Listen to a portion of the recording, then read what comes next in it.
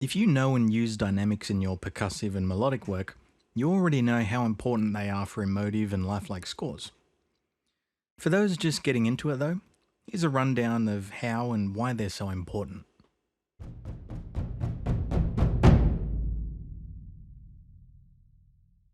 When you're talking about something embarrassing or spooky, you'll lower the volume of your voice to emit the emotions and intent involved. If you're arguing with someone, your voice will increase in intensity and volume gradually, even without you knowing it, until in some cases you find yourself on the verge of yelling to get your point and your emotions across. This applies to music in an identical manner. Without dynamics, we wouldn't have ghost notes and accents in drumming.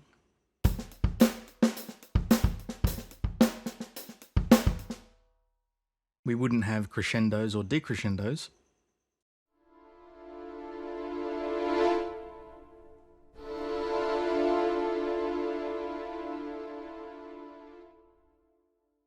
And build-ups to a climactic note would sound like this.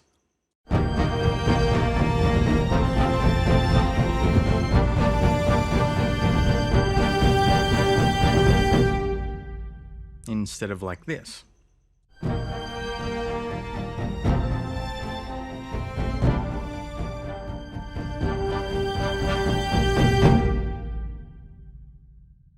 It's also why harpsichords sound so brazenly guileless and pompous. They don't have any dynamics. Dynamics are the difference between a groove sounding like a bunch of flat hits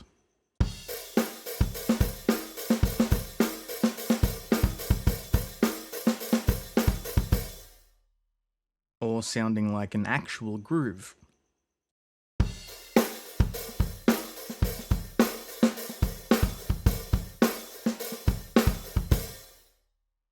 It's the difference between a string ostinato sounding programmed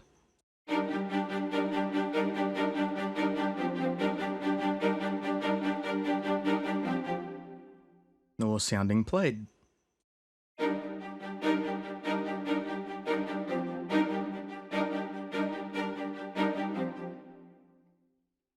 This is obviously why instrument libraries come with anywhere between 3 to 8 velocity layers, and even more for certain percussion libraries.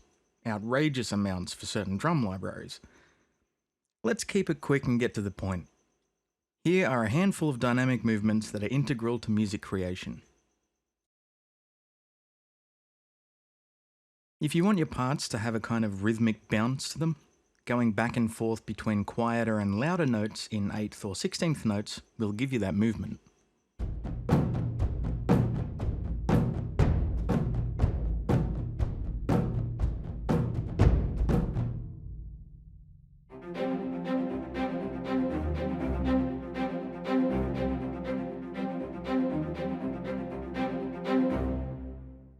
Here the louder hits are placed on the offbeat 8th notes and occasionally on the first beat. The constant push and pull between the softer notes and the accented notes creates the bouncing or fluctuation. It works the same if we shift the accents to the quarter notes, it just has a different feel.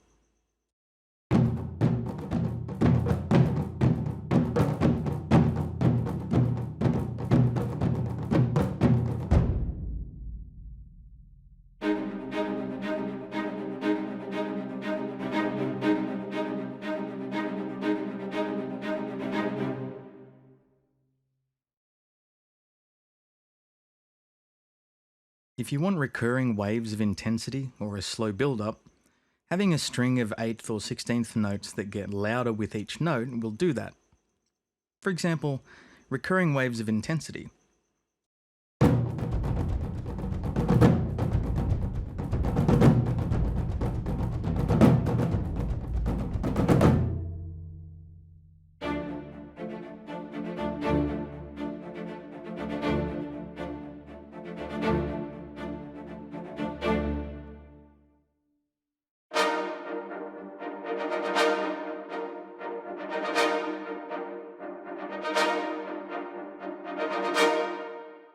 Here the short build-up to the downbeat begins with softer notes and steps up each note until the accent hits.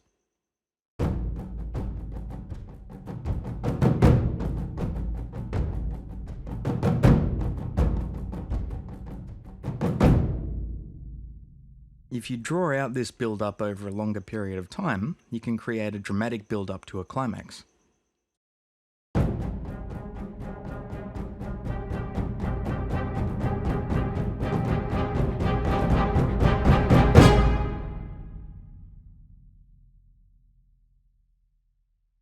If you want to give your track a sudden push or burst of intensity, simply add in a loud accented note on a downbeat.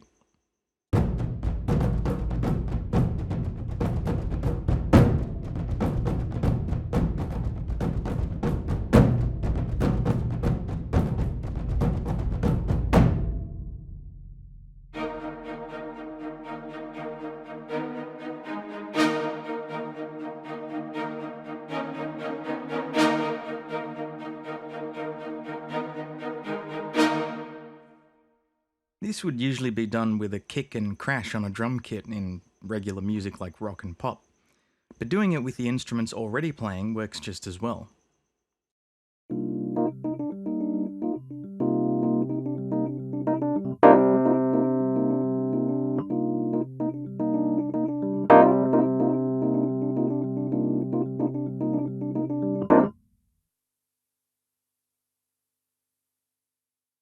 Never underestimate silence. Adding a gap or drop off at the end of a part can enhance a bigger part that comes next.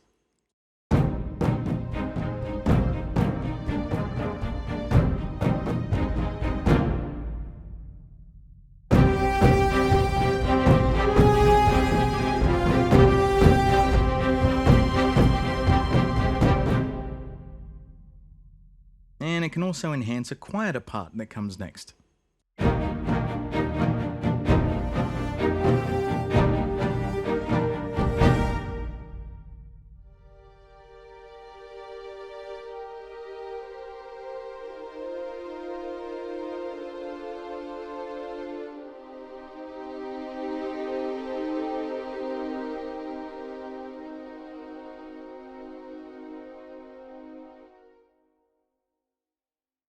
A good placement of silence can be a golden moment in a track.